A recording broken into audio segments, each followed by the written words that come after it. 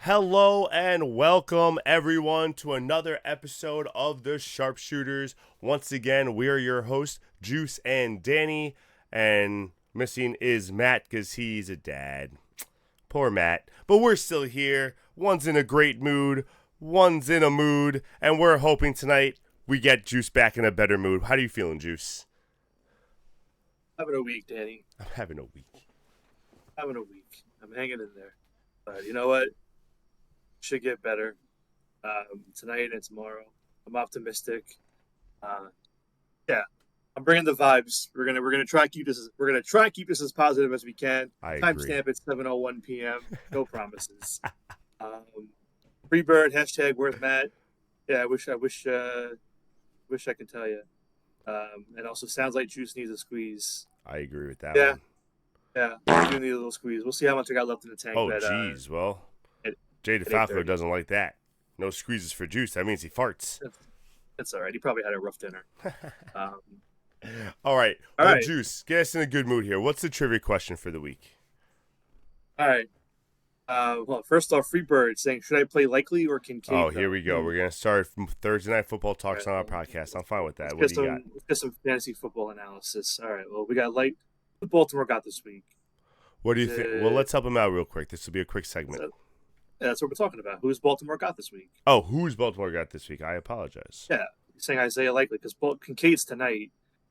Let's see here. Let's see who Baltimore faces. Baltimore I don't know. I feel like Likely's going to end up, I don't know, maybe I'm going to regret saying this. I feel like he'll be an outlier. You're probably better off with playing the Raiders. Ravens face the Raiders. Keverlass says make him earn it. Why do I have a feeling Kevin and Luke are Oh, wait. Yeah, we can't do this. This is bias. Hold on. Is this yeah, hold on. Is this our league? We can't do that. I thought this is I thought this is help for another league. Hold on, let me double check. Is he playing him in our league?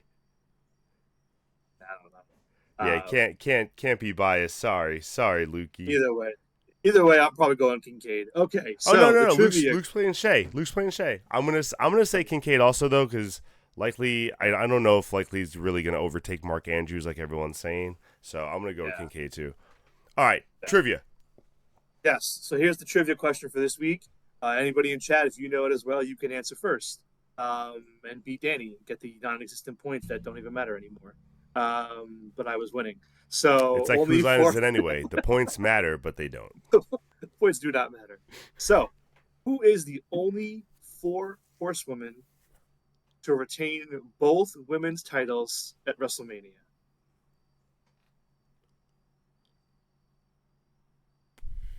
So you got a 25% chance of getting this right. I know. And all right, so Sasha always loses. Bailey hasn't had a singles match, so that's 50% out already. So Okay. 50-50 between Charlotte and Becky. I feel Well, Becky retained when she got double champion. She had to retain one to win one. Charlotte has one more. I'm gonna say Becky Lynch. okay. Carol asked us Sasha and Charlotte. Um, There's only one, he no. said. Well, yeah. So it's only one. It's okay. He took a swing. So the only four horsewomen that retained both women's titles at WrestleMania was Bailey.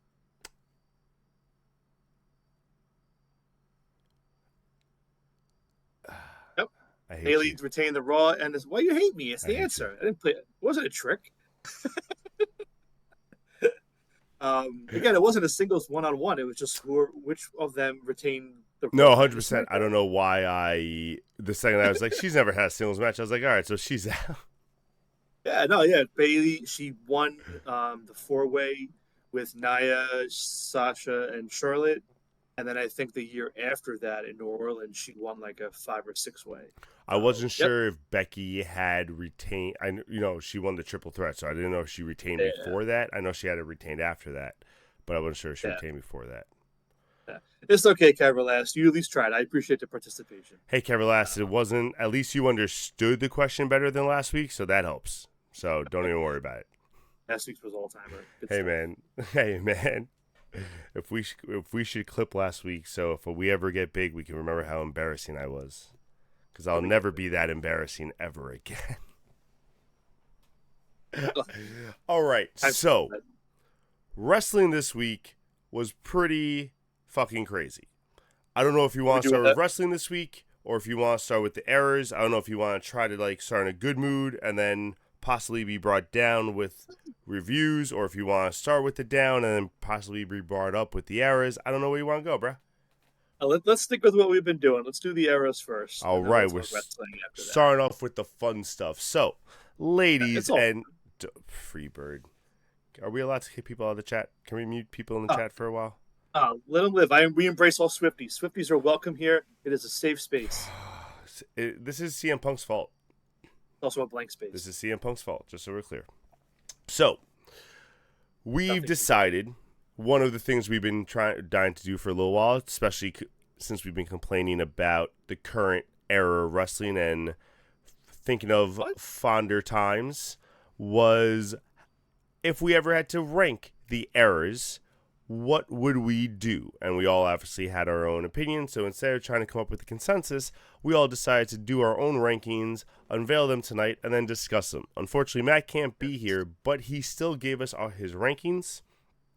So and while you're pulling up those rankings, Danny, I do want to take some time to bring up a great point that Falverton did in the chat, that it is September. What does September mean, you ask? Well, great question. Oh. Eye in the sky. The answer is you get 25% off on all subscriptions that you give to us this month. And granted, you only give us one, so it's still 25% off for everybody. And we do appreciate the support. We're just here to pay the bills really quick. You can do it right down below. You can either gift a sub to somebody else, or you can subscribe to us for 25% off. As always, if you have Amazon Prime Gaming, if you have an Amazon Prime account, you can use your Amazon Prime Gaming account with one free sub, and you can donate it to us. We get a little bit of money out of it, a little bit of support, and you don't have to pay a thing. So we are currently at 3 subscribers. We're hoping to get ourselves back up to at least 5 That's always a nice little healthy number to stay at for us. But again, we appreciate any support, and you can do it even off stream. Doesn't have to be on here live. So thank you. All right, beautiful. With that, if there's any questions, please let us His name know. is John C. Does that count as a sub? All right, so here we go. Here are the rankings from all three of us. So we went from the golden era, which was, I believe, 1980, correct? Yes, this is from 1980 to now. So just to break it down, if you want to bring it up or wait. So for those of you that don't know, the eras broken down for WWE according to Wikipedia, and I think also WWE unofficially.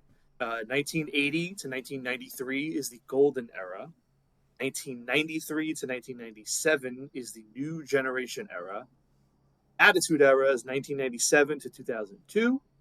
The Ruthless Aggression era is from 2002 to 2008. PG era is from 2008 to 2014. The Reality era is only 2 years, 2014 to 2016. Yeah, that's wild. You want to break it down. New era is 2016 to 2021. And then the current era we are under now is listed as beginning as of 2021 until now. So I thought the new era was the Triple H era. All right. No, it is called the current era. We're not going to be giving him any two We're names. going to be called the current era. All right, so here's how we decided to rank all our eras. Here we go. Bam. There you go. And also in chat, if you see our, you want to share Bird, thank you. I agree. If you want to share your rankings in the chat, you can. I do have some in my text. I can go back and look and share here in chat. But again, if you want to speak on them, call us out on what you see up below, let us know. So, I guess, do you want to start with Matt's? Do you want to start, we can shit on his and then go to each other? Yeah, that's definitely fair. Let's pick on the guy who's not here for sure. So, yeah, Matt starting out with the Attitude Era, which was the general number one consensus. I think everyone who at our age who's a wrestling fan really feels fondly of that era. We'll get more into it when we talk about it. But Attitude Era seems consensus. And then he went with something that both of us had ranked at 7 and 8, the New Generation Era, which was a big surprise to me. How do you feel about that one? Now, I see the star next to yours, and I feel like I know why you have the asterisk. If you want to wait to explain it, or if you want to explain now, your call. Yeah, no, I'll dive in now. We can dive in. There's really no order we have to put to this. I just figured I was especially with number 8 and stuff, yeah. But yeah, no, it's just well, first off, my asterisks. I didn't start watching until 1998, so I really feel like I can't fairly rank the golden and the new generation era. Some people won't think that's a cop out. They won't agree with it. I think it's actually the more fair way to go because how can I, in my right mind, put an era I didn't watch above anything I did watch in any way? So between those two, I put the golden above the new generation because as far as I've seen and heard over the decades, is just the golden era was what it was. I mean, it made wrestling in America this huge thing with WrestleMania and Hogan and everything blowing up. New generation was kind of more like the down times, the bad times when like WCW was coming up and Raw had just started and things weren't going too well for WWF. And that's what made Attitude Era blow up. So that's why I put golden ahead of new generation personally. But yeah, I get it from Matt. Matt, by the way, Matt did give me notes and grades. Oh, even better. So go ahead. I'm going to, at the request of one Freebird, put the years in your column so people can kind of keep track with the years as we talk about them because they might not remember it the entire way. So go ahead while I do that. Go for it. It's funny. I thought about doing that, but I didn't want to make it look messy. But go for it. Nah, I'll mess it so, up.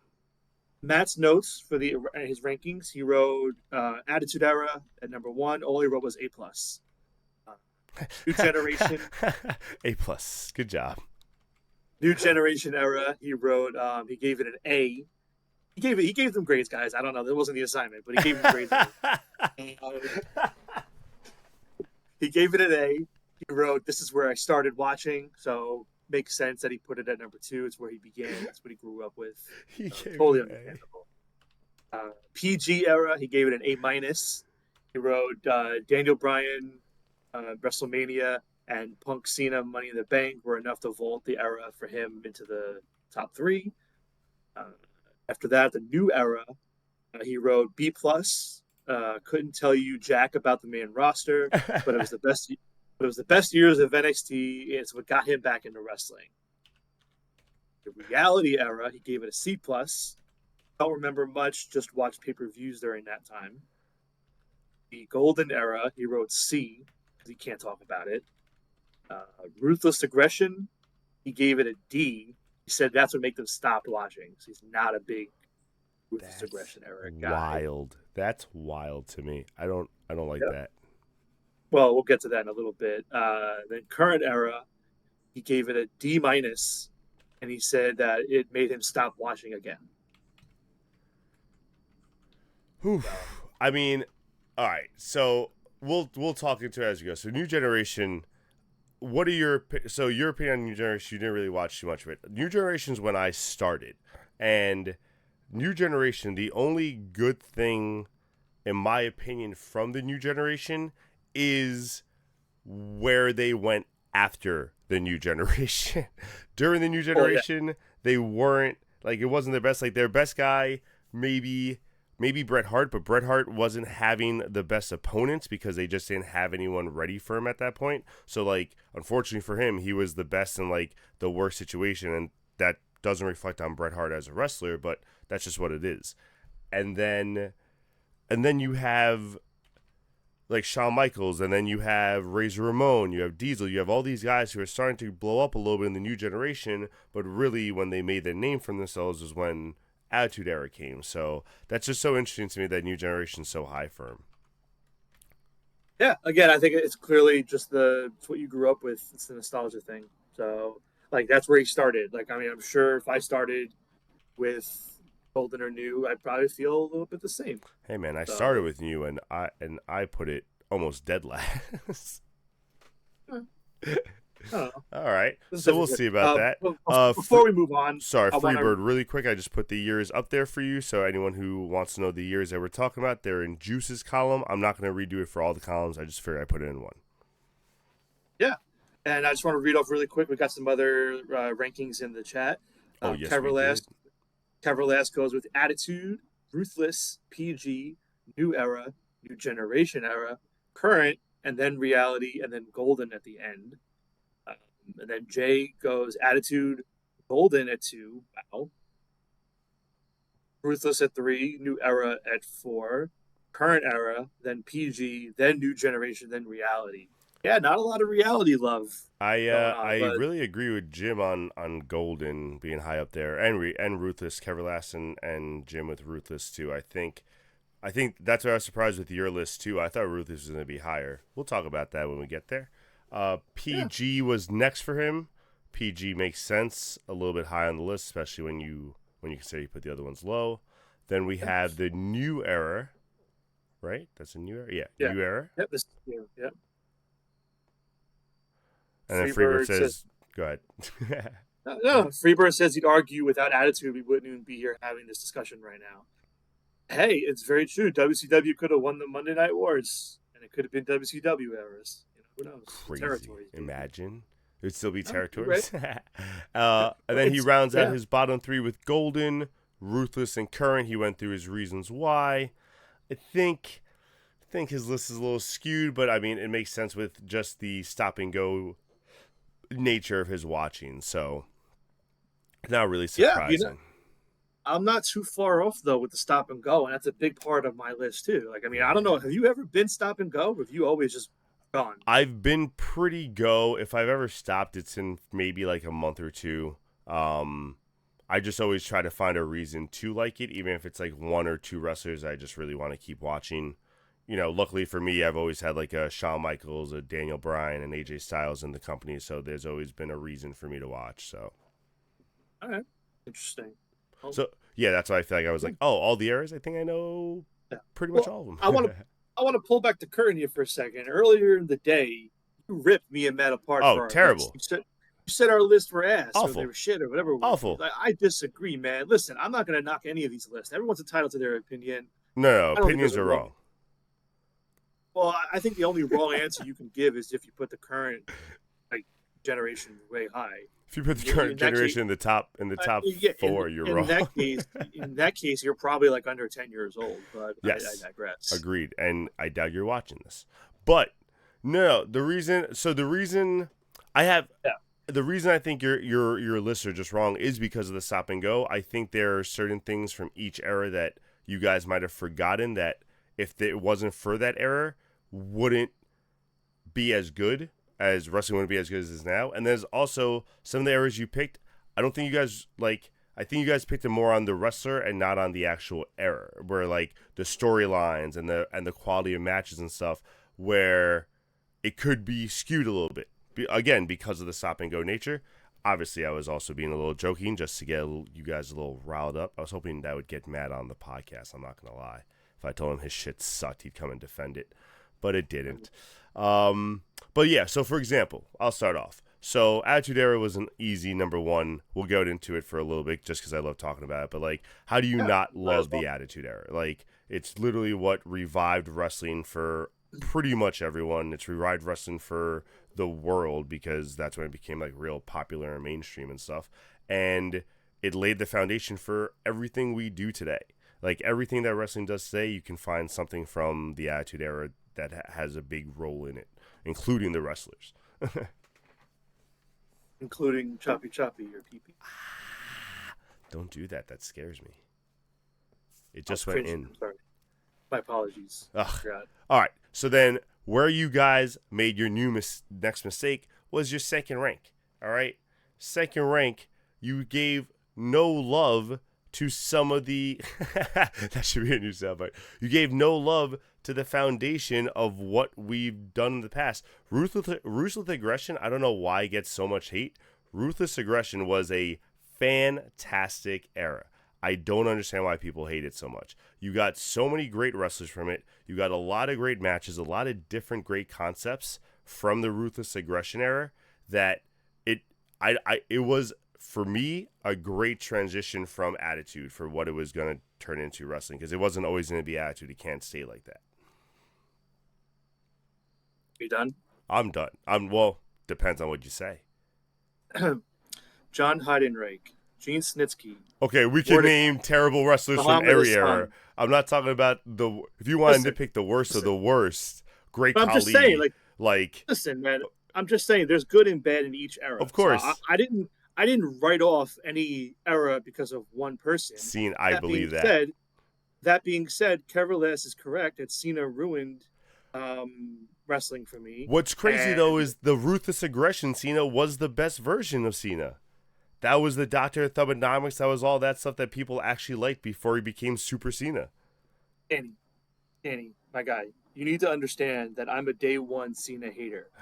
Like, I did not like him from the jump. Terrible. That had nothing to do with Super Cena. Sometimes you just do not like a guy, and that is it.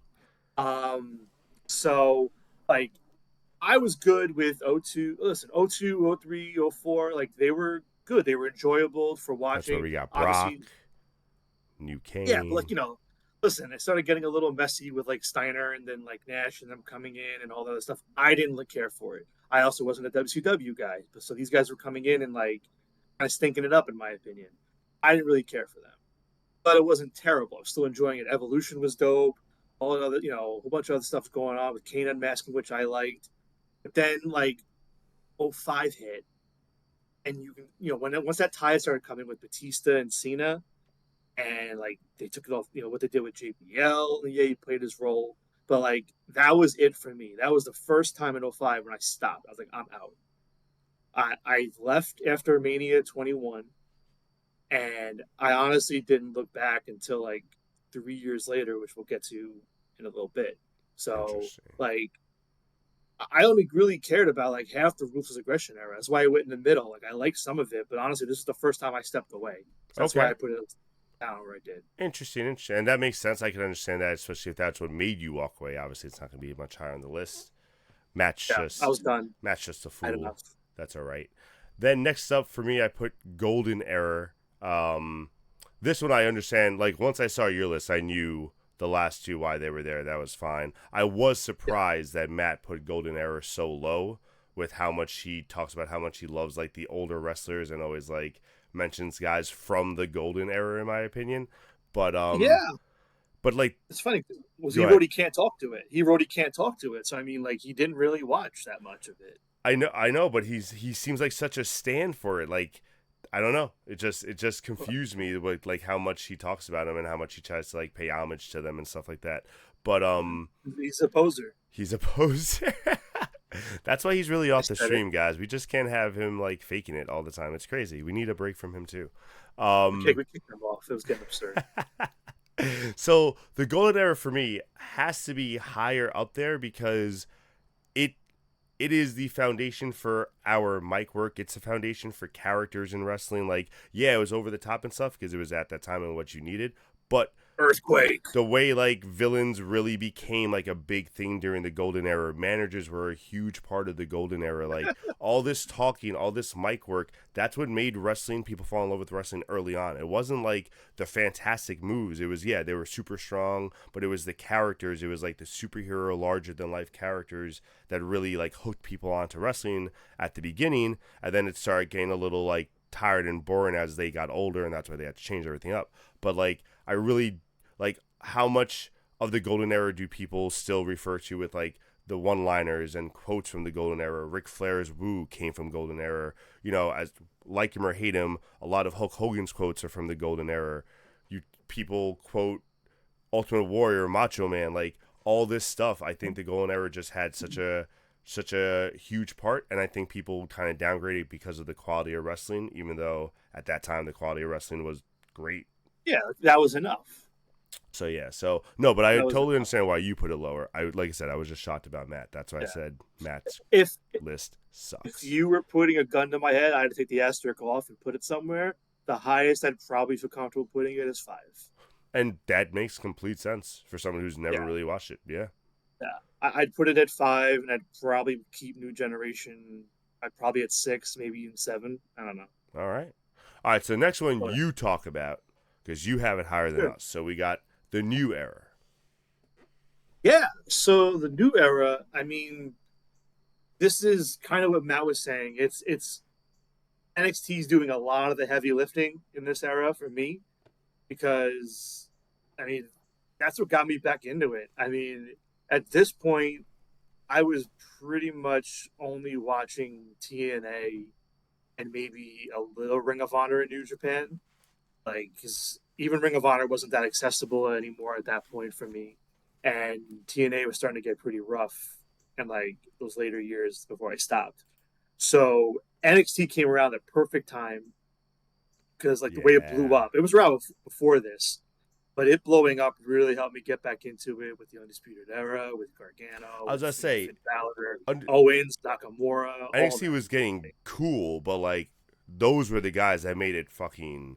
That's who competed with AEW. That like that's what was the like awesome part of wrestling. And I honestly think if just any of the either not even both, if either Raw or SmackDown was just a little bit better, this era would have been top 3 easily. This was honestly, this was like they got me back, even Mm-hmm. though it was Vince still doing stupid Vince things. Like I was back. Like this was the first time I like legit was going to shows. Like I went to SummerSlam. I went to multiple takeovers. I went to WrestleMania. Like I was back into it. I was all in. And Jay Jim real says, similar to you with that ended around the ruthless aggression and then came back because of NXT. yeah, yeah. And I mean, like I was good. Like I was good with Mania and all that. And then like it's almost like they knew and they had to do it to shoot themselves in the foot. But like AEW, I almost feel like it was like the same week or at least the same month. Like when they pulled that Kofi Kingston and Brock Lesnar Yeah, shit, and then Cain Velasquez. That was like the beginning of the end because yeah. AEW just showed up. I was like, here we go, new alternative, dope. And then they did the Brock thing with Cain Velasquez. Then I think like that same month or a month later, they did the shit show with Ray and Seth and the Hell in a Cell in Saudi. Oh yeah. Like so, everything was just adding up. And I think they were doing like a Baron Corbin That was Roman so feud with the bad. with the dog food. So like That was so bad. everything was adding up. And at that point, I was like, okay, I'm back out. and I only got back into it a little bit at the end, only because of COVID. The pandemic hit, had Yeah, nothing right. else What to else are you gonna do. do? And we had nothing to do. Sports were off TV. Wrestling was still going. So I was desperate for content. So I just put on Raw and SmackDown with no fans. And, that got me a little bit back into it, but it was still pretty shitty. Actually, I'm going to take that back. It didn't really get me back into it. I crawled through that stuff. I mean, the Thunderdome, ninjas, baby. yeah, the ninjas fighting with the Street Profits for Oh like a my month god, I or forgot about the two. Like, ninjas. Hurt Business wrestled like 15 times with Mm-hmm. Garza and like Selena Vega. That was So great. either way, so yeah, that's why I put that one so high. Honestly, it's the closest I got to really getting back and caring about WWE. No, I I was all I was agree, and buying T-shirts. Like, I put that one pretty high up. That's my number 4. That's Matt's number 4 too. New Era, I think NXT holds a really special place in our heart, and I think it's really hard to forget like how cool NXT really was, and like it was cool to be a wrestling fan again for a couple of years. It was like nice. It was fun. oh yeah, Next up, you and Matt both have PG Era at 3. I have it a little lower at 5, but still I think around the same area, and I think we all agree PG. What are your thoughts on the PG? Because you yeah, stopped watching, and then this is when you got back into it, right? yeah. So first thought, important thing to bring up. Jay says John Morrison was killed by zombies. That is correct. He was killed by him. Rest in peace. I don't know where he is these days. Um, but it's funny. At first, like an eye test, you look at it, you think, oh, PG, fuck PG, and you want to put it low. But it's like there's a lot of good in there Mm-hmm.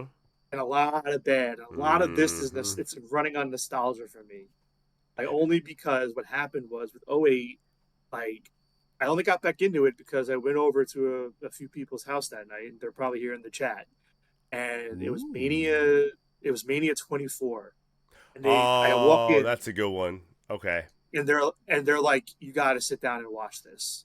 They're like, you got to watch. Like, trust us, just watch. And it was the replay, I think, or something But like it's that the at that guest point. host era, too. Don't forget about that, as Jim reminds Yeah, us. again, this is 2008, so this is the very Relax, beginning. Jim. Like, All right? We know. so this is a 3-year break from WWE, and I watched Mania, and I kind of dig it because Punk won Money in the Bank. The Flair HBK match was dope. Uh, Cena lost his title shot from the Royal Rumble that he won a few months prior that I was at, which I cannot confirm or deny because of the timeline not adding up all of a sudden. But I probably did that just because it was in MSG. But either way, um, I wasn't watching. It was just because of probably like Punk was like on my radar during that time. But Oh, I love it. yeah, so it kind of got me back into it, and then also like the '09, 2010, 2011 years, they were terrible, but they were terrible watching with friends together, and like watching it with Luke and watching it with other friends, having people over. I think a lot of that really helped carry the stupidness of it with like Del Rio and Miz. Um, Ah, Del Rio was the but like worst. like I love the Nexus. I loved the Nexus. The Punk Summer Punk stuff was awesome. Some of the Danielson stuff was great until the end, but yeah. So I really like PG. I mean, I by the end they lost me again, but we can get to that when we get to Reality Era. But yeah, I like PG. Low key. PG, I mean, that'll always be the retirement match for the GOAT. So I can't ever rank PG that low. But no, PG I think had a lot of good stuff, like you said. Nexus was one of the first things to bring up before they ruined that. I love that. That was instruction of, like you said, Brian Danielson into everything, so that was fun. And no, it really was a good era. I wish it wasn't so handcuffed with the actual just like PG rating. But Again, I want to 3 Cena state that segments like in an episode or a dance off. I mean, some of the dance offs weren't off. No, I'm just kidding. They were all terrible. I do want to stress this that if I did not live in the house I lived in during those years, I probably would not have been watching. Thanks a lot, Freebird, you piece of shit. All right, next Like one. I'm just saying, there's a lot of bad. Next one up. We have Reality Era, yours 5 and Oh, my 6. How do we feel about the 2-year Reality Era? awful, Awful. awful. Honestly, this was probably This is now where we get low in the list. And honestly, if you had watching probably Golden or New Generation, this would probably be lower on the list for you. Free Freebird says Juice one day was like, I'm taking Impact off the DVR. Yep, that is true. And that's actually right here in this era, which is what I was about to talk about. So 2014 to 2016, honestly, like I use the term dramatically, but in my time watching, probably my darkest era, like the most down I ever was on overall wrestling. Because I was done with WWE again, because like Punk just left after all that bullshit. Like, even though everyone loves the Mania Danielson stuff with 30, like Taker lost the streak, pissed me off big time. And that was a terrible way to lose a streak. That's 100% accurate. That's a huge blemish. Yeah. And then the Danielson stuff, like I hated how it had to get to that point. So, like, yeah, this is where I lost my smile. He's absolutely right, because like even Impact at that point was like towards the end, because like they started doing the broken like Matt Hardy stuff. Impact was when they were they introduced that like cinematic matches that we didn't like really for a while. Yeah. So I was checked out on TNA. I was checked out on WWE. Yeah. Ring of Honor again wasn't really accessible. It wasn't even that great at that point because all the good people were starting to leave for NXT. I really had nowhere to go, so I really wasn't doing anything. But and then obviously the corporation or not the corporation, the authority. Yeah. Terrible. Yeah, no, it was all bad. It was all campy stuff. I mean, no, I didn't like it at all. It was too much of a throwback without any payoff. I didn't like it. And then before I get to pretty much everyone's last ranked one, and I think it would have been yours too if you watched the other two eras. I'm going to hit really quick on the new generation and just kind of go a little more into it, why it's so low and why I'm shocked Maz has it so high. Is that new generation put out a lot of bad matches, a lot of bad characters, a lot of bad angles. Like, there wasn't a lot of good with New Generation. That was some of the worst WrestleManias for a while. That was like WrestleMania 11, WrestleMania 12, 13. Like, those weren't, overall pay-per-views were pretty bad. They had their highlight matches, but like the pay-per-views weren't good. The characters that they were introducing, they couldn't figure out how to get out of the golden era yet, and they weren't anywhere near the attitude era yet. So like they were just pulling out these like really bad cartoon characters that weren't fun, weren't tough. It was so bad. It was such a bad time. And like the only good thing that came out of it again was just Bret Hart, Shawn Michaels, like the guys who would grow into their eventual characters in the Attitude Era. They were just like mid card at best right now, so they weren't even getting their shot at everything. So yeah, I'm not crazy about the New Generation era as an error. So just wanted to make sure I put that out there. Yeah, I see the parallels from like a corporate like timeline structure from like New Generation is to Attitude, kind of what reality almost was for New. Mm-hmm. Like they had to go through that really bad patch to figure out we need a new identity or kind of change it. And that's where we are now. But it's funny. I'm looking at you and Matt in your list, and like they're almost like I can see why you don't like his at least. They're like, oh, it's like you look at Ruthless and where he has Ruthless, and then you look at New and where he has New, and it's like almost like they're like mirror kind of like even with Golden PG you lower so I can see why you don't like Matt's. You and me aren't that bad. Oh no, I was just messing with you. And then the last one, and everyone's last one, is the current era. It's just I'm trying to find good stuff every week. Raw wasn't bad. If you are a WWE fan, it was a pretty good Raw. If you're a wrestling fan, it was a decent Raw. Raw was pretty good pretty good in that sense this week. I would argue Raw might have been better than Dynamite in the sense of like storylines and stuff, because Dynamite really fucked up a lot of storylines in our eyes. So interesting to me. Do you have any final thoughts on the current era before we move on? Yeah, I think my problem with it is like it's obviously so far gone. I brought up identity before. It's so far gone from like, we've been saying this for ages, decades, years. It's not WWE anymore. It's not wrestling anymore. It feels so far gone from what wrestling and WWE should be. But that's what makes it so hard to put up with and watch. Like, wrestling show. Just be wrestling. Do what you're doing. Like, I mean, they're so off base with it now, and all they're caring about is all these other things that don't make it what it's supposed to be.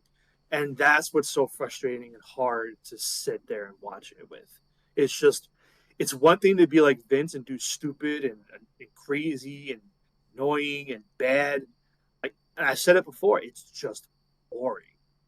Like, I'm not engaged at all. Like, they really think of it as a circus where they do the same story and I was gonna say, Jay DeFalco said it's for rigid storytelling, and it feels like they're ages. just telling us, like, no, you're gonna like this eventually. And it's like, no, we're telling you we did. Like, at least Vince, if Yeah. he realized like you weren't liking it, it would be an abrupt change, but he'd change it. You know what I mean? Like, this is now like, no, give it more time. You don't understand how much you like it. It's like, but it's now work. Like, we knew it wasn't working when you were building up. It wasn't working when you did it. It's not working now. Like, change this, but they don't want to do any abrupt changes. They really want to stick to this long-term storytelling no matter what. And it's working in some cases, but it's not It's working in just most. like for example, one of the many annoying things, like I can look at the champions right now and I can tell you with confidence, like Cody and Walter are going to be champions until Mania. Like, they're not going to lose them. 100%. Like, Jay at DeFalco all. just brought up a great point. Karrion Kross. This entire story with him, this entire thing he's doing, it's just now that Xavier didn't work, now he's going to the Miz, and it's gonna be the same thing there. And it's like, he's nice behind the scenes, but he's bad in front, but he's trying to get you on his side. So he's like a cult leader, but he's really not. Like, it's not working. Stop. Like, it didn't work for the past 3 months that you did it with the New Day. It's not going to work with the Miz all of a sudden. Who gives, respectfully, no one gives a shit about the Miz as much as they do it. Whatever. I should have saved that. I should have saved that. Can Karrion Kross leave the chat? Can Scarlett stay? That's all I got. They tried that. It didn't work. Yeah. I agree. Right. It is a watered down. It's just like what Malachi Black did before leaving, and it's not as good because he's not as good as Malachi Black.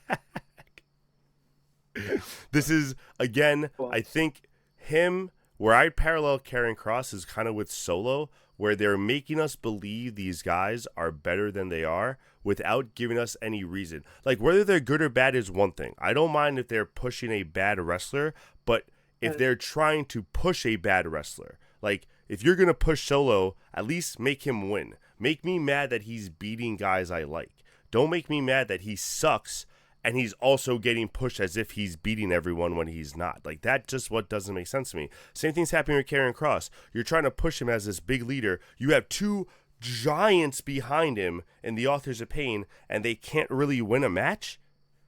Then why are we believing that this guy's going to do anything? Whether we like him or not, you still got to make me believe that he's going to, like, I'm going to hate that he's going to get this guy. Fine, at least I'll hate it.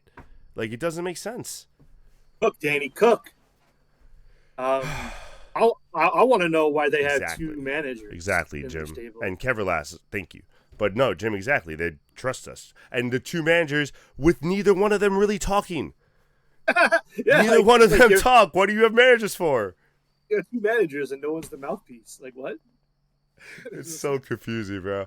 All right. By the way, one more note just to share.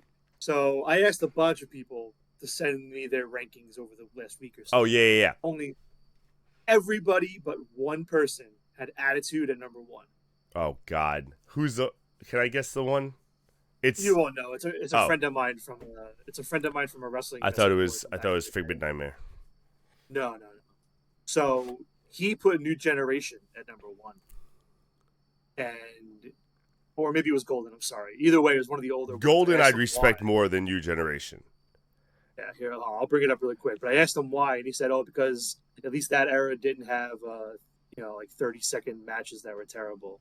Yeah, he had Golden, Ruthless, Attitude, and Current, New, PG, Reality, and then New. So yeah, Golden Era was first. But either way, everybody else. Sorry, you said New twice. Where was New Generation? Was that the first one or the last one? The last one is the New Era. New Generation's in the middle. Oh, okay. Interesting. All right.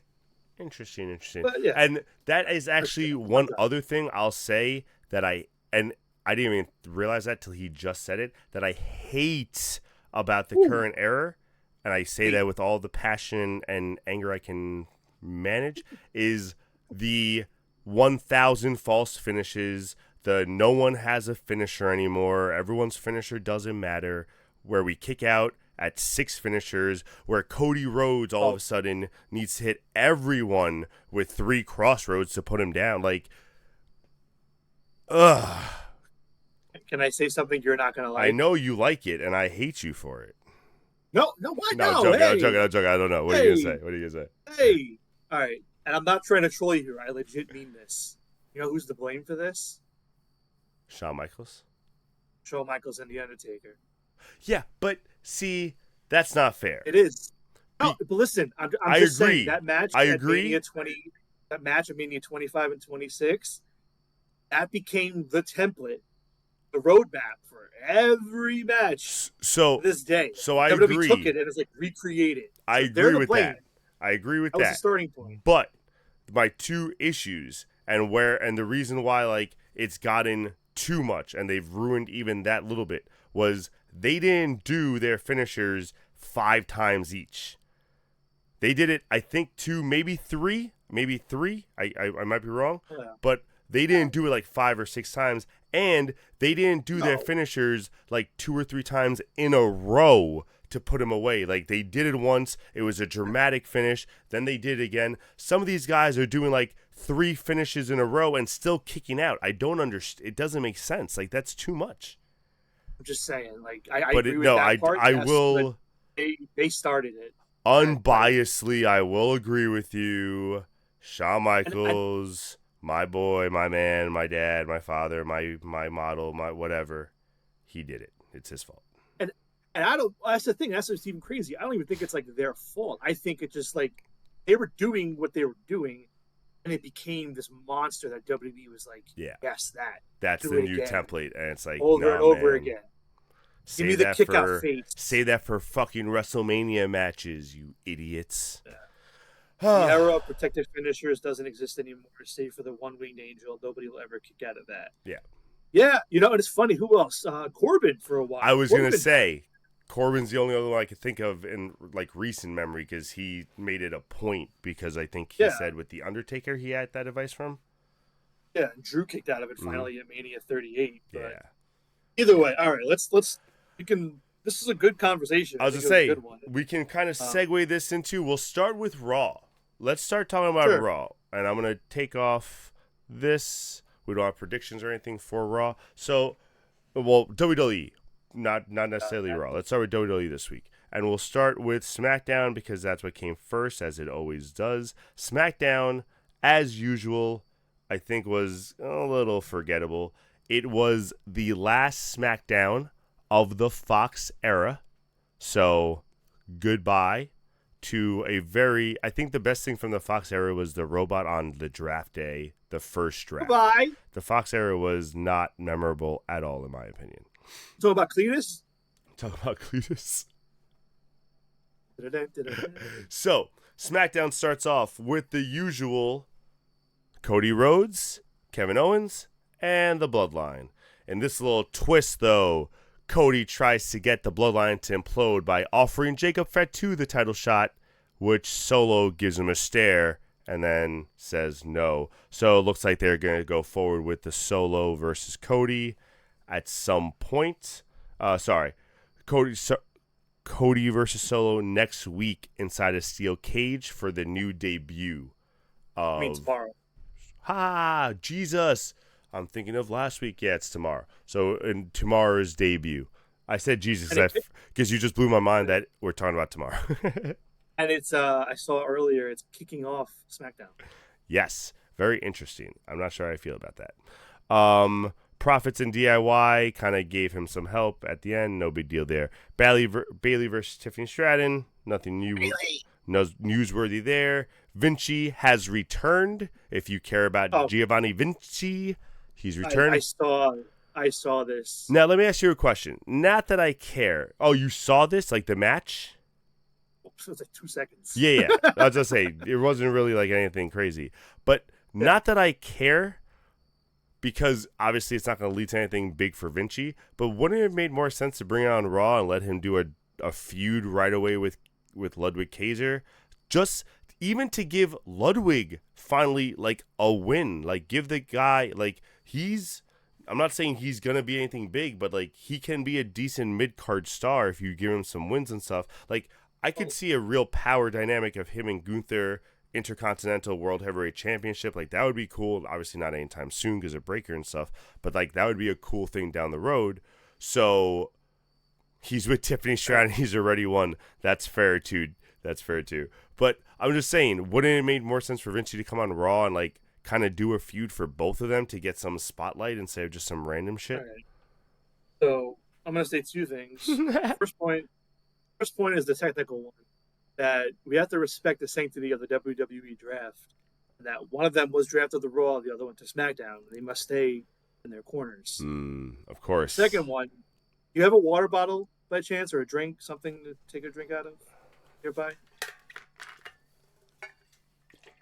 Yes? Okay. So sit back, Danny. All of our viewers, I want to share some tea with you, if you will.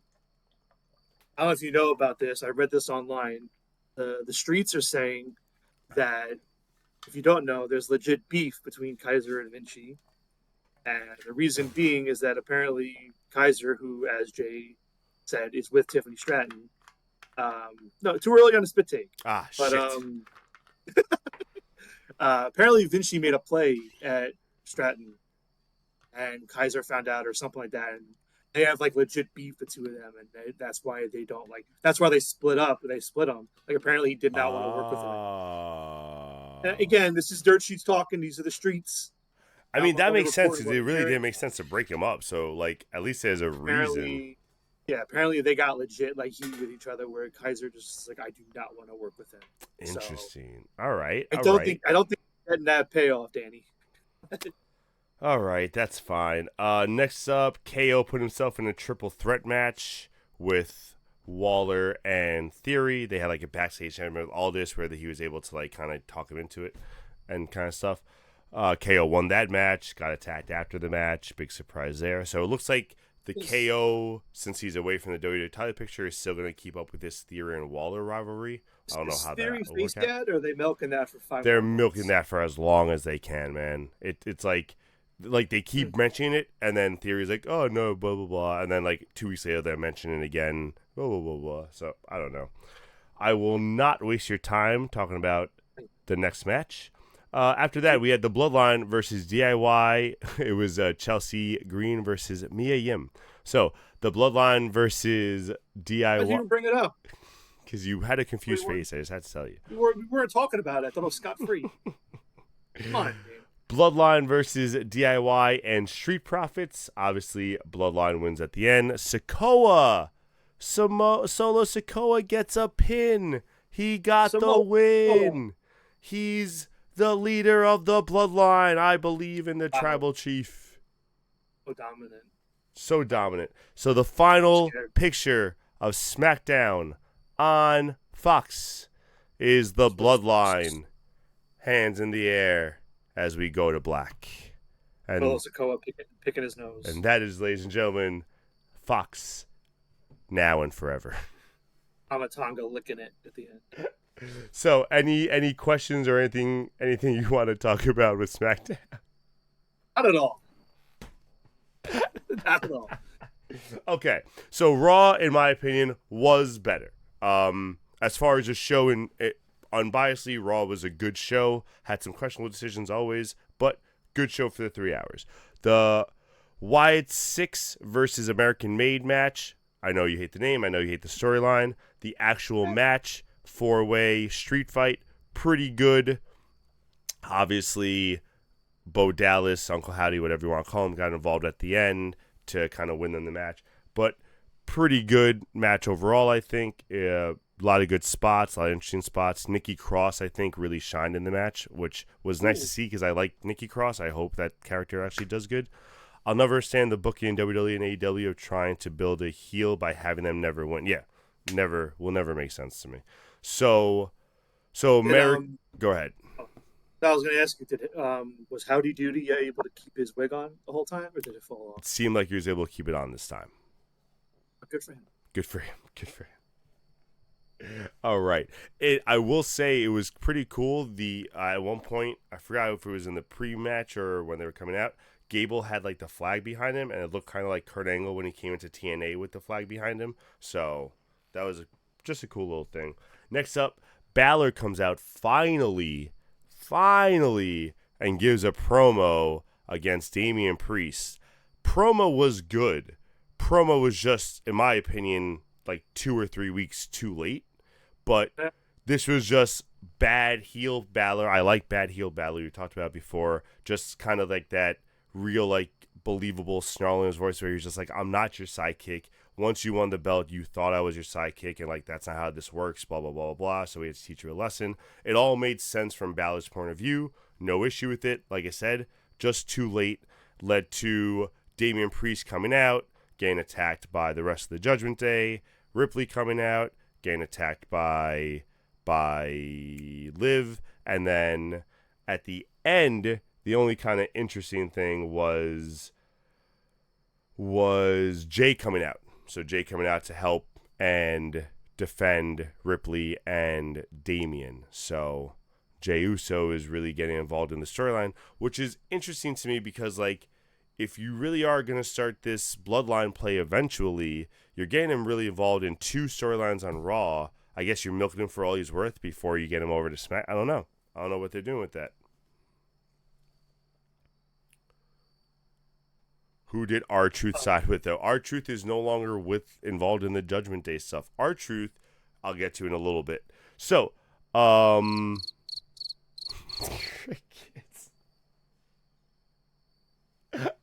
right, moving on. We have, speaking of crickets, your favorite match of the night. Jade Cargill and Bianca Belair defending their belts against the Unholy Union. 3 guesses who won. 3 guesses how bad the match was. Next up, we have Bret. I got no guesses. Oh, sorry. Bret Hart's return. So, for those of you, obviously, none of you know, Juice gave us a very interesting hypothesis of how Bret Hart would have returned to Raw. And I told him if that came true, I'd stop watching wrestling altogether. Do you remember what it was? Or do you want me to find it and read it? I said if that came true, I was going to start watching again. Yes, like full time. Yes. I think I shared it with somebody else. I can't remember how many, if I sent it to like a bunch. I think I only sent it to one. Got it. Found it. Here we go. So he said, Punk backstage looking at his empty wrist. Bret walks in and gives Punk the trademark glasses. Punk cries instantly. Natalya appears to remind us that Jim Neidhart was her dad, and she immediately leaves. Next paragraph. Bret comes out to welcome everyone to Monday Night Raw. So Bret opens the show in his opinion, which is already wrong. Bret comes out to welcome everyone to Monday Night Raw, the highest grossing one of all time in Canada. Thank you, Papa H. As Bret Hart finishes hugging the Prime bottle at ringside, Drew McIntyre runs out and hits 15 Claymore kicks on Bret. Raw closes with Punk. So this is now fast forwarding. That's the end of their opening segment. Just 15 Claymores. Bret is probably dead. Now we fast forward to the end of Raw. Raw closes with Punk coming out to check on Bret. I don't know how Bret's still hurt at the beginning. And this is a 3-hour segment, Danny. So he had 15 Claymore kicks for 3 hours. You forget Punk was crying a lot at the beginning. Raw closes out with Punk coming out to check on Bret as HBK walks out with a giant sign that says Bret screwed Bret. Watch NXT tomorrow at 8 p.m. on USA. My cheeks hurt from laughing so much. The fans cheer HBK as the crowd volume meter is off the charts and shatters into a QR code for a new Bray Wyatt shirt on sale now. Yeah, 15 claymores. It's 5 per hour. Do you know how could melt long it that. would take Bret Hart to get up after each claymore? It's going to take an hour for him to get up after 5 claymores. Yeah, and then all the commercials, and then you got to remember when they come back from commercials, there's going to be recap videos for the other claymores. And then there's also going to be moments where they're carrying Bret out on a stretcher, and then they got to go up there, grab the stretcher, bring him back to the ring, do some more claymores. Yeah. Doctors come in, like it's long segments. I get it. If that all happened, I was going to watch. So none of that happened. I think my demands were minimal. What instead happened was Thank you, Kevin.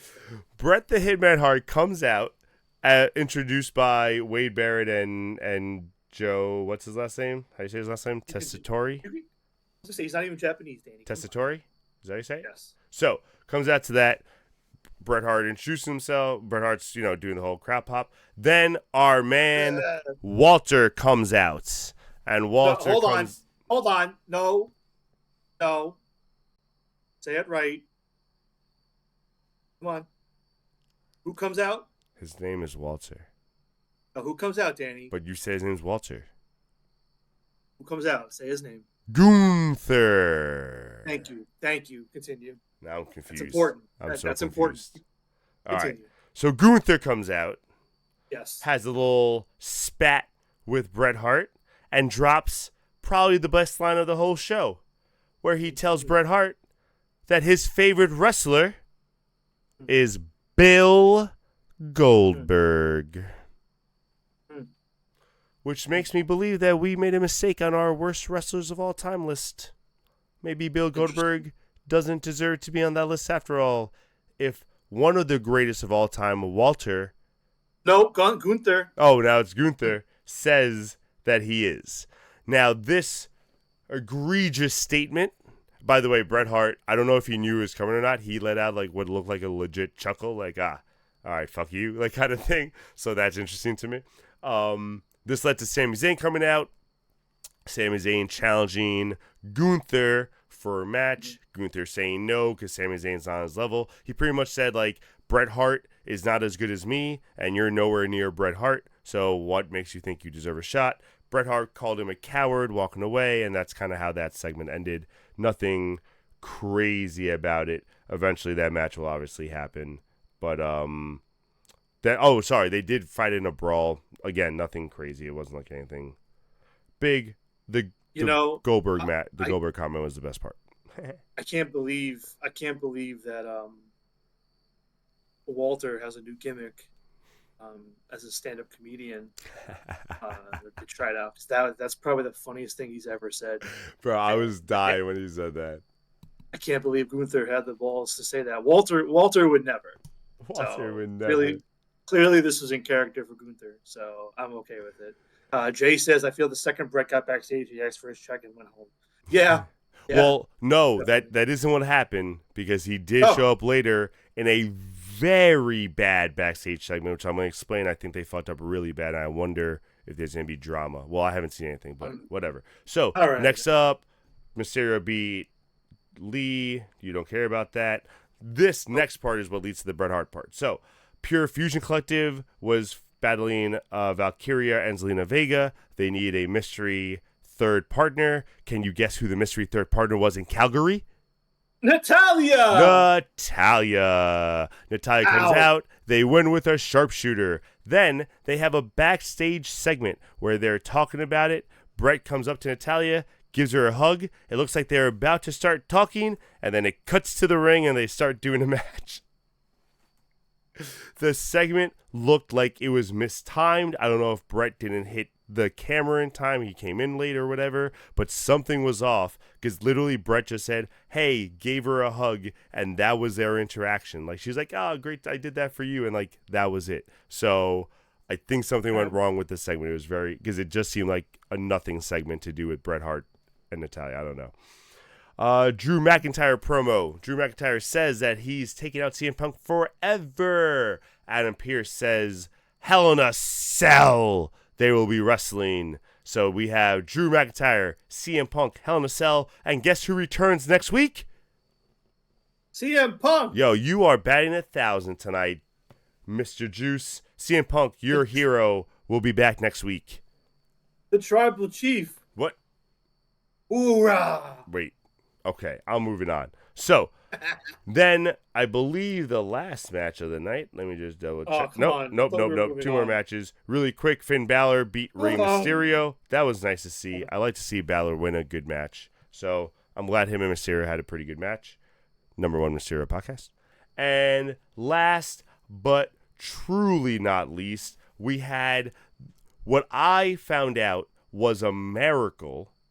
Okay. Braun Strowman wrestling, I was told on WWE Raw, was nothing short of a miracle because of what he went through from Bronson Reed. I just had to let you know that, man. Miracles happen on WWE Raw. You should really start watching. So, the Miracle Man, Braun Strowman, unfortunately lost in the Fatal 4-Way to Yeet main event Jey Uso, who's also Rhea Ripley's maybe next, I don't know what they're doing, but they seem to be doing something. I don't know, Juice. You should start watching Raw. Okay. So, I wasn't going to bring it up, but you forced my hand. I gave you a chance to convince me to suffer through Monday Night Raw this week. I gave you one text. You could have written whatever you wanted to convince me to watch Raw. Nah, man, I'm not a beggar. And you didn't do it. Nope. You failed. Nope. And that's what actually made me write what I wrote about the Punk Brett things. I wrote it in one text to convince you I can do better. That's hilarious. No, you wrote that before.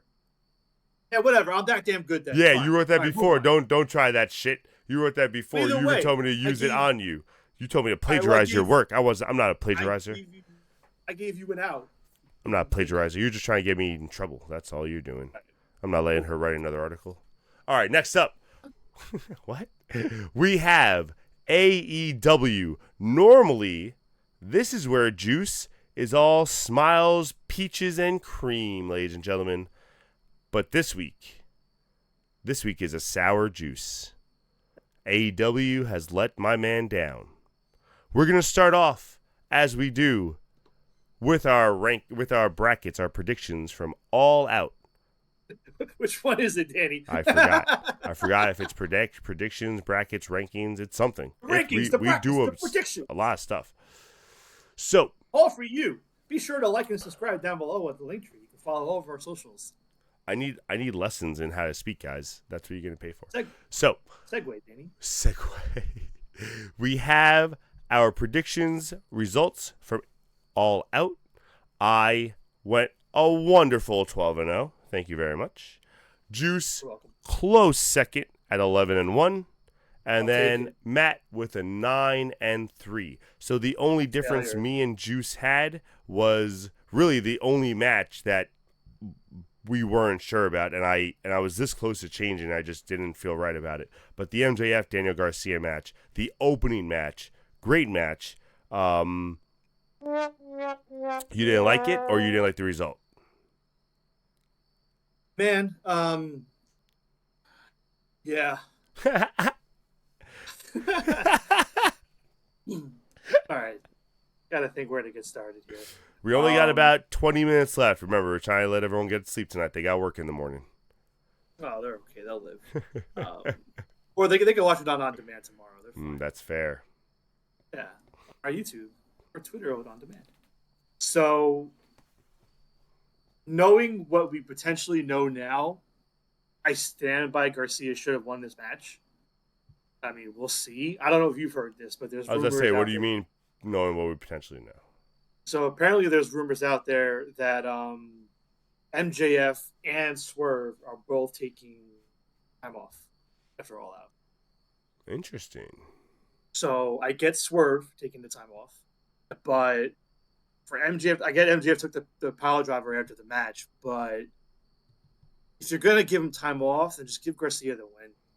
Agreed. Yeah, if MJF is taking legit, like, a long time off, should have given the ring or the when he's filming the movie, apparently. All right, so that makes sense. But if it's only going to be a few weeks, I kind of get why you want to leave the heat on him, so when he comes back, you could really kind of reignite that rivalry. Because if you give Garcia the win, it's kind of over. Like, Garcia got his revenge, then then MJF's gone for a while, which isn't a bad thing. I'm not saying that's a bad route either, because then when MJF comes back, he can go right back into his Undisputed Kingdom rivalry. But if you want to kind of draw out this Daniel Garcia MJF stuff a little bit, then I kind of see why you give MJF the win. So when he comes back, you could say, listen, you were like too immature to like accept the loss. You were a sore loser, that kind of spiel, and then kind of pick that back up.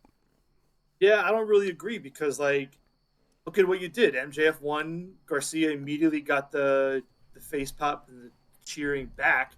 Took him out. He's out for a while. And now you could have easily had MJF take the loss, and still, it's not over. MJF could have came back in like a month and screwed Garcia out of a match or a title opportunity, and then you reignite the whole damn thing. So if you had MJF just win, that's one thing. But Garcia got like all the heat back, kind of. I don't know. I didn't really like the 50-50 of it, and then to hear MJF's taking time away even for a movie. But either way, it was the only match of the night where, crazy enough, I was legit like invested in like who's gonna win, because as you see from the predictions, it's a pretty easy show to call. Yeah, and I think some of these matches we can kind of really go through. Like Ospreay Pac, I think they had a great match. Nothing that I really popped out at me, or I was like, oh my god, like I gotta remember to talk about that. I don't know if you had anything for them. I mean, I got a lot written here, but it's all in order of the show, so I can... Oh, you want to go in order? Okay, cool. So why don't you? So go ahead. You lead me. I'll speed run and you stop me when you want me to stop, I guess. Yeah, when I have an opinion, go ahead. Yeah, by all means. I've noticed the Acclaimed aren't doing the raps for a long time, going even more towards their tweener thing. Also, I don't know if it's a long-term thing, but I noticed that they weren't calling Billy Gunn Daddy Ass anymore. Thank God. I'm kind of getting tired of Daddy Ass. I think that's part of the tweener thing where they're not going to. I'm fine with it. I laughed at Shivani. He confirmed that lights and colors scare him, because when Hologram came out, he said that when he first debuted, he was scared because the lights and colors came on. So clearly, Tony Schiavone's not a very stimulated individual. I was happy to see Sky Blue back, even though she got taken out and injured by Mariah May. But that was nice. Danny, you're never tired of Daddy Ass. That's very true. I am. Yeah. It's okay. We did it, chat, sharpshooters. We did it. We fixed Top Flight. We fixed them. No more little suits. I was so happy about that. Now they got the jumpers on, look much better, rocking the top gun kind of thing going on. I'm really happy about that. For the first 5 minutes of the Garcia MJF match, by the way, I thought he was wearing a do-rag until I realized it was just a black bandage over his head. That's my bad. But when Garcia, I was like, hey, he was just wearing a do-rag for him. I really liked the 10 count fake out that they did, when they get in the ring last second. The one with Garcia was very well done. He was still on the ground at 9. The camera angle, it worked really well. I laughed my ass off when Garcia was doing the hulking up, and without even doing the point, the whole crowd just went, when it would have been in the cadence. That was just very funny. I love Nigel getting defensive over Yuta being called the best pure champion the whole night on commentary. That was so much fun. Watch your mouth. I'm going to give you one more. Oh, that was so great. He was getting mad pissed. Let's see. Credit to the Young Bucks. They were bumping like crazy during that match. They didn't really get a lot of offense in, even though I knew they would win. They were bumping all over the place. So. Yeah, for sure. And that didn't surprise me. Great match. Just like we said, just rush, no storyline, whatever. But another good match. I really liked it a lot. Yeah, especially with what happened later. At least in the first half, did you feel like the Spanish announce team was their mics were way too hot? I kept picking up the Spanish announce team talking. You okay? I thought that was just the online version. Because sometimes with the streaming version, you hear more stuff than they intend to. They were so loud. It was very loud. Yeah. I think they fixed it later on, but the first half was very loud. I'm annoyed. I wouldn't know. I also didn't hear Excalibur for apparently the first hour or some shit like that. So who knows? Yeah. Excalibur did. Bro, I swear to God, and you and it's not like I'm telling you, you saw my text as I was texting you as I was listening to the match. I'm like, where is this guy? I hear Matt. I hear this guy. Next match, I'm like, oh, there's Excalibur. He's back. He must have taken the match off because they had too many buys or some shit. I did not hear him He was there at all during the first match. That's so weird to me. All right, continue. While they pulled it off and the crowd loved it, I'm annoyed that yet again they put another women's match after a Will Ospreay match. It's not fair to them. Yeah. Like the crowd. I mean, listen, the crowd kept it together for Willow and Stat, but like I think, but in this situation, I think it was a good risk, and I think they purposely did it because it was a street fight. So I think a street fight after a regular one-on-one match, even if they are high flyers, I don't think that was a bad call for this. So I think that was a good call in this situation. Well, and that's why, again, I wrote that note in real time, like right when they showed the match graphic. I got pissed, but yeah, if it wasn't a street fight, crowd would have been like, all right, if it was a Mercedes match, I think they would have been screwed. Yeah. I wrote Stat Willow table spot. When Stat did the flip to the outside and like her leg just to hit Willow like that was nuts. Yeah, I that was scary. Light tubes. I'm sure you didn't. Or you were mad. I forget which one of you don't like the glass. I'm not a big glass and light tubes guy, man. That shit always scares me. That can get stuck in your body and you never know. Yeah. Light tubes are really the only thing I don't like, just because you can breathe that shit in. That's what I'm saying, bro. That shit's scary. Like glass, though, that doesn't really get me as much. But either way, I'm glad Stat won. She had to win. Yeah. Yeah, especially after that. For anyone who watched the show last week, we both actually had Willow, and then we both changed to Stat after we saw the promo on Rampage. No, Collision. Yeah, it was the same night. Same night. It was the same night. Yeah, so after we saw her promo with her, we were just like, no way. She came in so hot, and and like we said, they took out the belt. Like right now, this is wrong. Sorry, let me fix that. It wasn't for the CMLL Women's Belt. It was just a street fight. Yeah. They something changed. So when I noticed that, I was like, that's it. The split onto the thumbtacks, honestly, very well done. If you watch it and you look like Stat, she barely took any of that. Like, yeah, that was a good one. I know it looks brutal, but if you're checking that whole like the JJ thigh region, like she really didn't get many thumbtacks up in there. So whatever, it was covered up. She wasn't naked, but that was a good spot. She did it really well, so I loved it. Okay, so the four-way, the fatal four-way for the Continental title, they did this spot where they kept doing suplexes to each other, one after the other. Mm-hmm. Dude, it went on so long. I didn't like it. It was so boring. I was like, what are we doing? Like, especially for those four, like it didn't make sense. It's not like a move they do. The crowd didn't care. It's one of those things where maybe they felt like if you do it long enough, it'll like get funnier or get more of a reaction as it kept going. Crowd just did not give a shit. They kept doing suplex after suplex. It was very boring. Did not like that spot. Honestly, that match didn't even have to be on the show. It wasn't as good as I thought it was going to be. I thought it was going to be better because you had like some of the good characters, but you also had guys who can go in the ring. So like I thought it would be like a fun like spot fest mixed with some comedy. But it was a Dynamite match. It wasn't a pay-per-view match. Yeah. What else we got? Jack Perry is a loser. So I honestly, Did we skip Monet and Cheetah? Yeah, that's all right if you skip them. I think.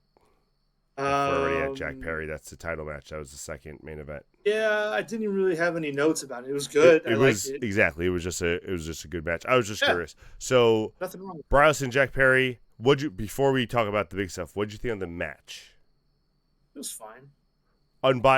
Take Jack Perry out, put someone you like in. Good match.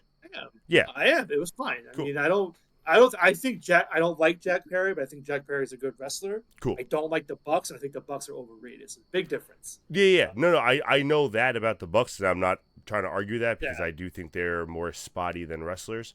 No, it was a fine match. Yeah, I thought the match was good. The world on fire. No one thought he was going to win. Yeah, we knew he wasn't going to win, but the way he did all that was really well. I'm not. How do you? Again, I know you're not big on the character, but I don't like the scapegoat van or whatever that he drives in with. I think it's stupid.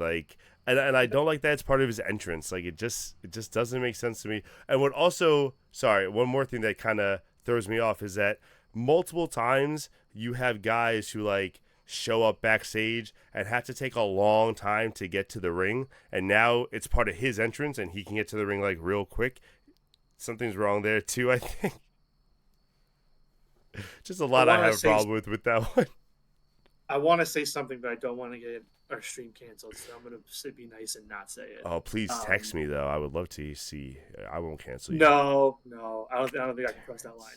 Either way, Tell me in I thought person. Perry was so dumb when, like, at the end he's just doing this and like smiling, taking the final kick. Like, what are you doing? Like, really? Like, Yeah, you're challenging for the like I'm world. the You're challenging scapegoat. for the world title. You're Stupid. very active, and it's that stupid. But Stupid. whatever. Over with. The I love big the Bucks were like, news. I love the Bucks were like, we're gonna do all we can to interfere, and they did like one run in and left. That was it. Like nothing. And then the big news. I was. Were you shocked? Did you see it coming? You're usually better with that stuff than I am. I was completely shocked. Yeah, I was shocked. I thought it was very Okay. well done. Nice. I mean, it's obviously everyone's thought is, oh, Moxley's gonna do something. Like it's gonna be Moxley, or it's gonna be Pac, and no one expected it to be Claudio. 100%. When I saw Pac in there, I was like, "Oh, fuck this guy! Like he lost earlier, and now he's gonna get something in."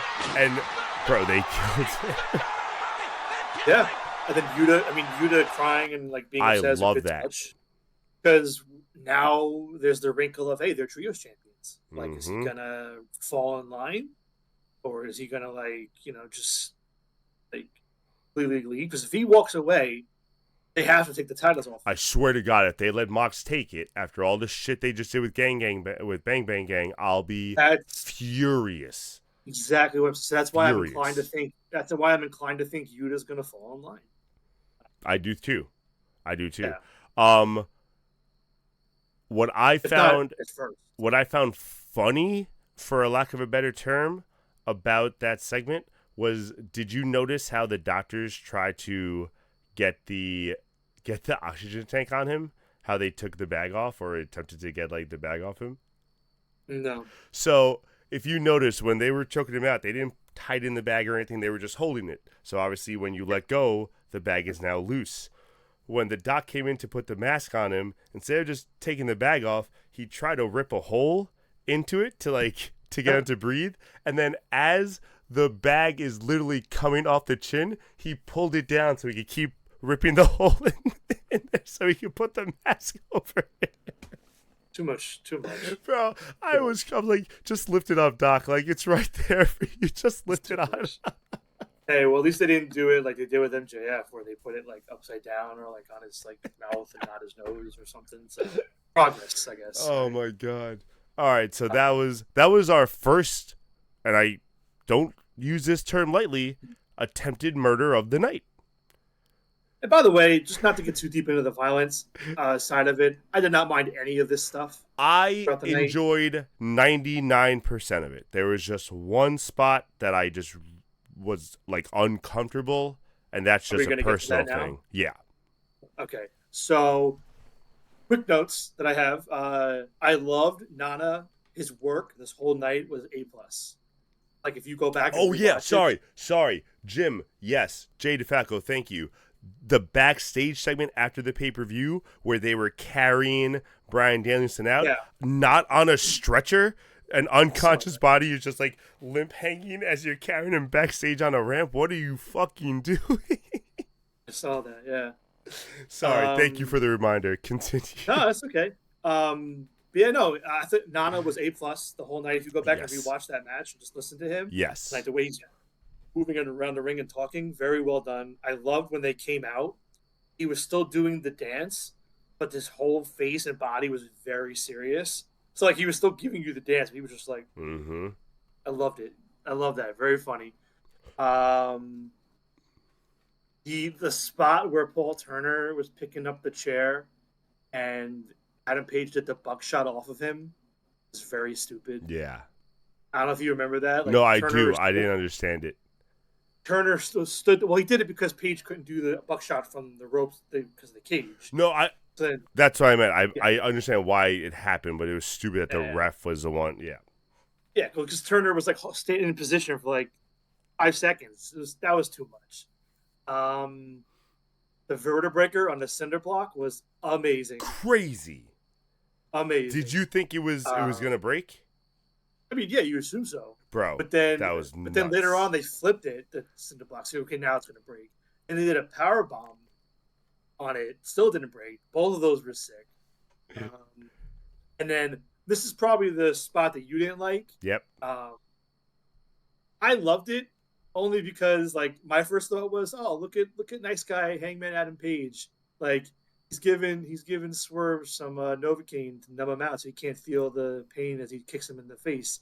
So he kicked them to knock him out and he numbed him. So that's where my brain went, like Novocaine, like numbing him. I wasn't thinking like giving him drugs. I didn't think it was giving him drugs either because I thought that would have been like a very excessive thing. I also assumed it was like a number in a sense, but just the needle, just the whole needle thing in general just is very skeevy to me, and I don't want to be that guy, but even as a kid, I would think this. As a kid, you're gonna emulate shit. The chair shots, that kind of hardcore stuff is one thing. A needle in the mouth, some stupid kids are gonna do, and that's just very dangerous to me. Just in general, I just don't like the needle thing personally. That's all. That's just all it is. He performed a dental procedure of removing his grill without the needle. But then the fucking chair shot after that. Oh my! Like immediately, I forgot how grossed out I was about the needle and was just like, "Give me more!" Like that was Attitude Era, Mankind, Rock, Royal Rumble, Sunday Night Heat. That was vicious. I was saying, man, I'll say it for you and everybody else listening or online. Y'all babies, man. This is wrestling. This is the life and death shit we need. Again, I loved 99% of everything. I just didn't need to see a needle. That was it. More syringes. Give me a sawtooth syringe pit. Just throw themselves in there. That's it. Whoever comes out with more on them loses. Book it, TK. Oh my god! All right. Speaking of TK, my last note I want to say. Wait, there's one thing you missed with the match, though. Oh, go for it. How'd you not talk about him trying to I think Swerve's a vampire. He tried to stake him. I think Swerve's a vampire, bro. Ah, man, that was his house. That poorly explained. If you're in the audience, you have no idea what that was unless they really zoomed in on it. That was very badly explained. But that's fine. It was just so funny just watching just this Buffy the Vampire Slayer stake coming at this guy. I loved it. Ridiculous. All right. Yeah. TK. So my last note for the night was I'm proud of TK. We did it again, chat. Clearly, Tony Khan, fan of the show, listens, watches us.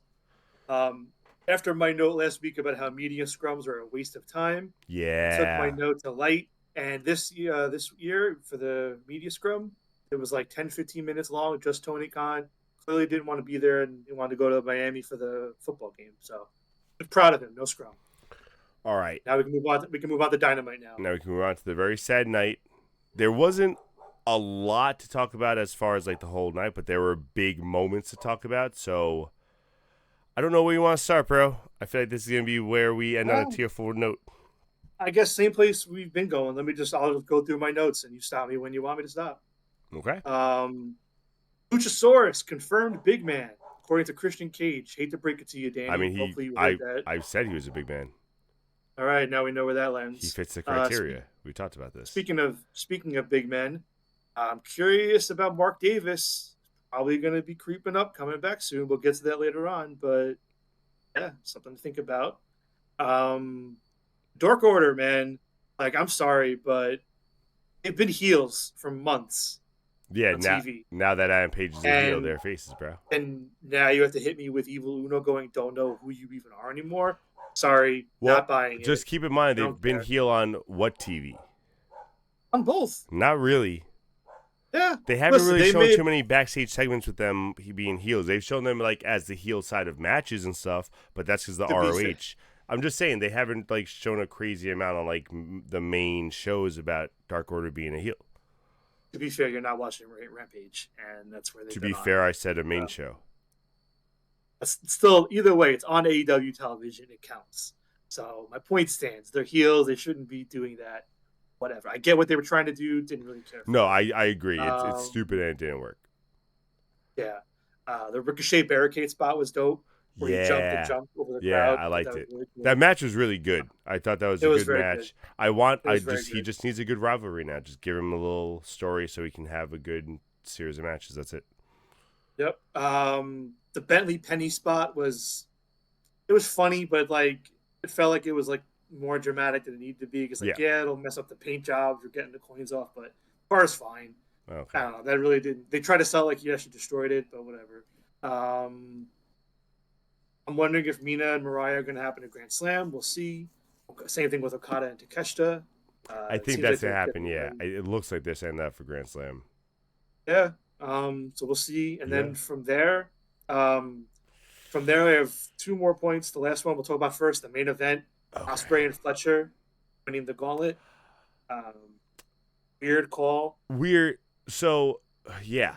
I mean, I don't know Not how else to say terrible. it. That's how I'm feeling about it. Like, it makes sense. They have history. It's not like they'd never tagged before. You know, they're very close. Yada yada. Yeah. You want to get Ospreay on the match, and you don't have a rivalry for him. So I get that, but It's just weird because like I don't think you saw it, but like the 2 days leading up to Dynamite, Ricochet and Ospreay were going back and yeah, forth on Twitter yeah, about Grand and Slam. that all started from All Out. Right after All Out, they had the interaction. I thought it was an obvious setup for Grand Slam, and now they're not So even I don't like know. interacting on TV. It's very strange to me. I agree with Well, no, you. they were interacting. They interacted. Last night. Well, no, post All Out, and That's what I'm they saying. Sorry, I didn't mean Yeah. I didn't mean to say that they're done. I meant like Yeah. they interacted All Out. They had the lead up, and then nothing on Dynamite last night where he has his own segment with the tag team. I thought even if they give them like something to make sure they're still in the orbit for they Grand did. Slam. Ospreay. Well, they did. Ospreay said to Callis, "I can't accept this because I'm thinking about Ricochet." Oh, And then the yeah, announcers, and then the announcers talked about yeah. Ospreay when Ricochet was wrestling. So it's still gonna happen. It's just weird that they kind of did this, but whatever. And then the big one. And then the big one. Do you want to start? Do you want me? I don't understand it. It doesn't make sense. And I get the storyline, and it would make sense if they did it better. If Moxley asked, he denied him, then Moxley kept attacking him week after week and said, this is going to keep happening. You're not going to get to Grand Slam. I want the match, yada, yada. The second thing that doesn't make sense to me is Moxley took the match away from Darby Allin so Darby couldn't challenge for the belt, but is perfectly fine with Nigel challenging for the belt the same night. It doesn't make any sense. So, pause on that. It's non-title. Oh, Nigel versus him is non-title now? Which is it's always been non-title. It was never for the belt. Oh, so gotcha. that's what the disconnect is, because the whole thing is Fox said to Darby, Danielson's indisposed. He's gonna be incapable of defending that belt. It's not happening. After what we did to him, he's not gonna be able to defend the belt at Grand Slam. So if he can't defend the belt at Grand Slam, why is he even wrestling at Grand Slam? Now, granted, Tony and they are saying a little asterisk if he can be cleared. But then it's like, okay, if he can be cleared, why wouldn't that same stipulation be for Danielson Darby? Like, so the crazy thing is I'm sure this was the plan. It has to be. There's nothing that happened that would have changed the match card. So there's nothing that happened that would have changed the match especially if Brian's wrestling. It's not like, Brian got hurt and you have to change that. He's still wrestling. Now listen, for anyone that's watching the show, that's been watching the show for the last 2 months, or if you're watching for the first time and you didn't know this, I've been talking up Danielson Darby the whole time. Yes. Since Darby won the Rampage, I was like, oh shit, like Danielson's going to win. They're going to fight at Grand Slam. It's been my number one match for like a year now. I was going to say, you're wanted to see Danielson. Legit number one dream match. And it's right been the there. Match. For a year now, it's been the number one match I've wanted to see them have on TV. And then I thought I was getting it live. I was hyped. I was geeked out. It was 2 weeks away. And then they pulled this.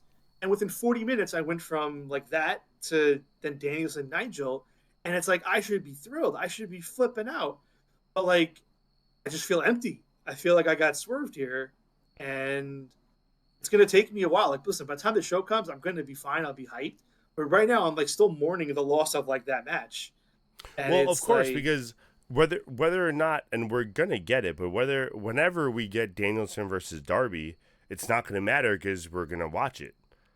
Well, So but that's what I'm great, saying. Like like we could have this was had it live, yeah, purely selfishly about me of being course. there live to see it. But Don't get also, me wrong.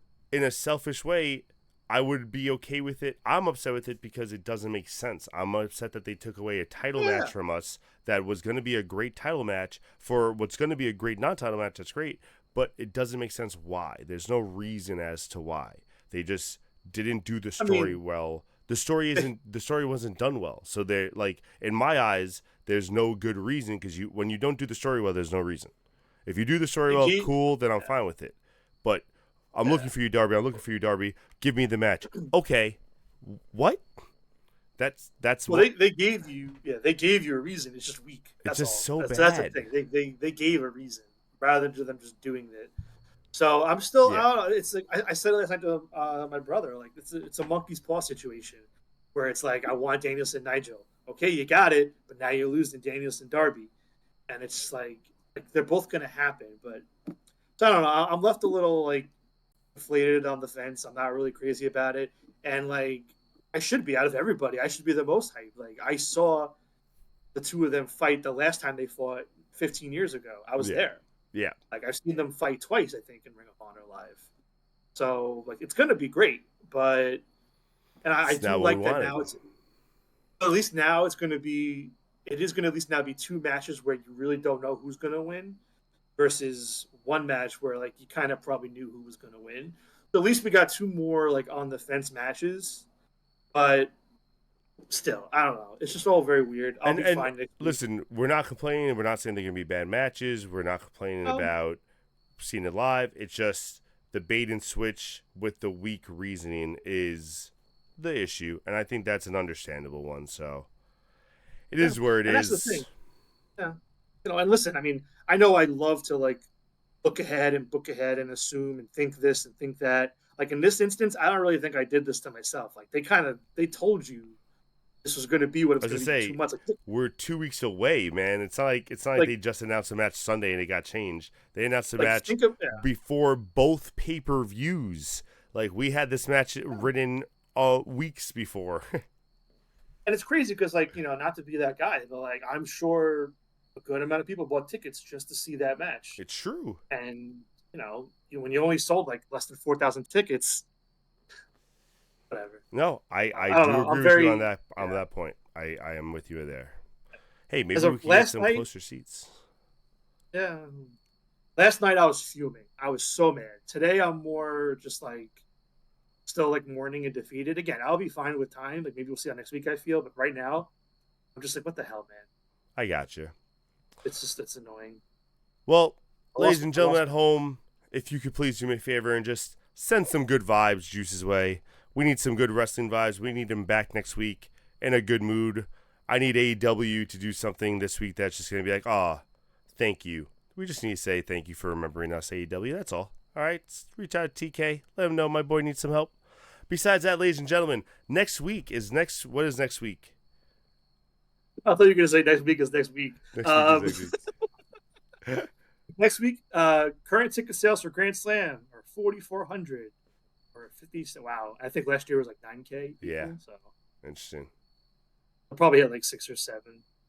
Either way, next week we will be doing the AEW Hall of Fame, Oh, that's where right. we're each going to be putting together our own class of 5 different spots to put people into the Hall of Fame. So that'll be next week, and we'll have way more Grand Slam to talk about. Yes. Hopefully they finish out the card, and then we're a week away from going to Grand Slam live, so that should be fun. Ladies and gentlemen, thank you for joining us for this long episode. We hope you enjoyed it. We had a lot to talk about. Wrestling was crazy this week, so we had to make sure we covered all our bases for all the fans at home. If you have any comments, please let us know. Talk to us on YouTube, Twitch, whatever other links we have. Check our link tree down below to double check. Send us a subscription. If you have Prime Video, please use your free Prime account and send a subscription at no cost to yourself. Otherwise, we'll see you next week. Same time, same place. Have a great night, everybody. Everything sucks. Enjoy what you can. Good night.